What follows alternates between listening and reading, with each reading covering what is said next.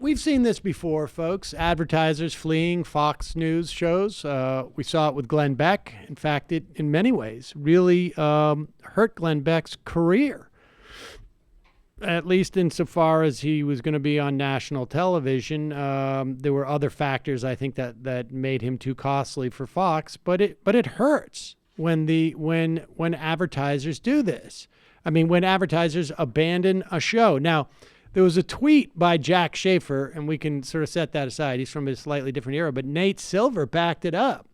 And maybe we can put that up, where he claimed in what was a bizarre tweet that there's some type of slippery slope here. And if advertisers, if people convince advertisers to abandon a Tucker Carlson show, based on the premise that he's promoting white nationalism, then, well, he writes, Jack is right, speaking of Jack Schaefer, who didn't like the organized advertiser boycotts against Bill O'Reilly and doesn't like the ones against Tucker Carlson. Didn't read why, but I imagine Nate Silver covers it. The logical endpoint of deeming advertisers to have endorsed the political messages of the shows they run ads on is that only milquetoast both-sidism with a pro-corporate bent will be advertising supported. If any political that should be good news for Nate. Is ad-supported at all. Now, first off, this is not the logical endpoint because he's starting with certain premises. It is not that advertisers are endorsing the political messages. It is that they are enabling the political messages. And if the political messages are extremely toxic, let's say like white nationalism, or just for the sake of logic, since this is a logic game we're doing, let's say advertisers who are paying for a full out-and-out Nazi are on TV. I'm not saying that Tucker is. I'm just using the extreme because this is logic. It has no, we don't have to, we can use an extreme in this sense because it's simply a logical endpoint. The idea that people saying I'm not going to support or enable that, not that I'm endorsing it, but that I'm not going to be part of enabling it, that I'm not going to take my hammer and bang in a nail into a platform that makes that rise up, is not this. It does not inevitably lead to advertisers saying like, I don't advertise. Advertisers saying like, I advertise on mainstream ideas that are not repugnant. That may be, and that advertiser can say, I don't think cutting taxes for wealthy people is outside the mainstream, or that it's repugnant. And advertise, and people can make that determination. But the idea that society has no ability to differentiate between white nationalism and simply somewhat mainstream political ideas is absurd, A. B, we know that on the left, it is a much more narrow band that advertisers will support anyways, because a huge portion of what is frankly mainstream, or at least closer to the mainstream of political thought, is anti-capitalist in one shape or another and is necessarily anti-corporate. So, I mean, that's absurd. That is absurd that advertisers cannot make that determination, that it will inevitably lead to. And here's the proof. There was a boycott of Bill O'Reilly. There was a boycott of Rush Limbaugh when he said that slut stuff about Sandra Fluck. There was a boycott of Glenn Beck. And yet, even white nationalism could get onto television. Even the left. I mean, there has been none. We don't even need to do a thought experiment here because we have seen it actually happen. Yeah. There is plenty of room for all this garbage. Wouldn't it be better to do exist. A thought experiment than talk about what actually happened? But even that would be unfair. Both the thought experiment and the reality belie that point. Well, there's a different thought experiment. This is kind of what we were arguing about yesterday, and I agree with you, Sam. There's no rule that the right and the left have to be treated the same. So the slippery slope arguments, if you're going to say, oh, you're boycotting the left, the right, you're censoring the right, therefore that can be done back to the left. It just doesn't hold any water. Well, no, it can be done to the left. Yeah, but it will be done independently of whether or not it's happening to the right. I also think that, I mean, at least in this context, I don't know what the argument was yesterday. This wasn't the argument. Well, Wait, I don't want to get into the argument from yesterday. I'm sorry, with all due respect. I want to get to this Tucker Carlson thing because Tucker Carlson's an ass, and I want to encourage people to speak to his advertisers and have him dumped. Now, I will say this. I'm also aware, someone sent me, it happens, of the promotion of Tucker. Tucker got one right.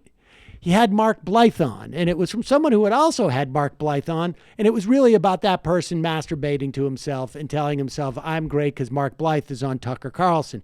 But let me just tell you this. When you expose your audience to a guest that you like being on Tucker Carlson's show, that does not help the guest that you like. That helps Tucker Carlson. Period. End of story. That's the reality. And even if Tucker Carlson comes to the realization, and you want to take him seriously, that he's actually doing it, that somehow our economic system is unfair, he is doing it in service of something that is very, very bad. And so even if Tucker Carlson comes up with the idea like, hey, everybody takes their pants off the same way, or everybody looks funny when they're taking a poop, that does not mean that, my point being, that just even Tucker Carlson validates something that you agree with. Understand, when you communicate that to your audience, all you're doing is promoting Tucker Carlson. You're not promoting the idea. Because if you think that Tucker Carlson is a bad person, the fact that even he validates ideas you have does not get your idea anywhere. Okay? Just so you understand. Because that, for some dim people out there who are so overtaken by their own ego that they get excited that one of their guests are on there, or that they're trying to curry favor with someone who has a bigger Twitter following than them. I just needed to put in that sidelight. Subtweet. But here is, that was a subtweet. Here is Tucker Carlson promoting more white nationalism. Drafted, including Genaro Lopez and an awful lot of people just like him.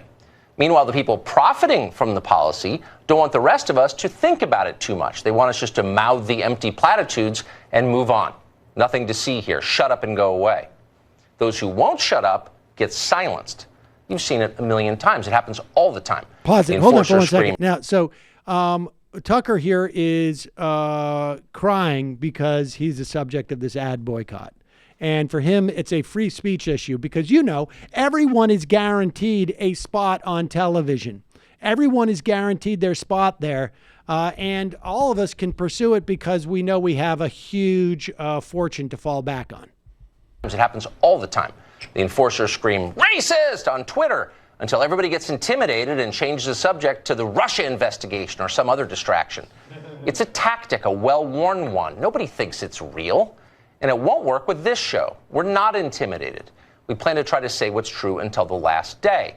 And the truth is, unregulated mass immigration has badly hurt this country's natural landscape. Pause it. There is no such thing as unregulated mass immigration in this country. Not since anybody alive watching this. Not since TV. He's lying. And then the question is, why would someone lie about that? Why would someone lie that we are subject to unregulated mass immigration? They had Mark Blythe on, though. Why would someone lie about that? Natural landscape. Take a trip to our southwestern deserts if you don't believe it. Thanks to illegal immigration, huge swaths of the region are covered with garbage and waste that degrade the soil and kill wildlife. The Arizona Department of Environment Quality estimates that each illegal border crosser leaves 6 to 8 pounds of trash during the journey into our country. If you're interested in more detail, look at the website they've created. It's called Arizona Border Trash. It's dedicated to highlighting and cleaning up the thousands of tons of garbage strewn across Arizona by illegal immigrants every year. Illegal immigration comes at a huge cost. How many minutes do you think Tucker Carlson has designated in his many, many years on television. He was on MSNBC. He was on CNN. He had his own show on MSNBC. He had his own show on CNN. He's had a show on Fox. He had a whole website. The Daily Caller is his website. How many column inches, how many minutes, how many mentions throughout that multiple decades of time I have just suggested, do you think he has talked about litter? And the idea that our biggest litter problem in the country, the biggest pollution problem we have in the country is at the border is absurd. It's absurd. The guy is a racist. He is a racist. And I know he hates that word, and he's not going to be intimidated by it. Of course he's not going to be intimidated by it. Why would he? He gets on television every night to pull those buttons. And then, if somebody's stupid enough to do so, he can bring on a couple of economic populists and make it about, like, I'm just here for the people. The white people. Yeah.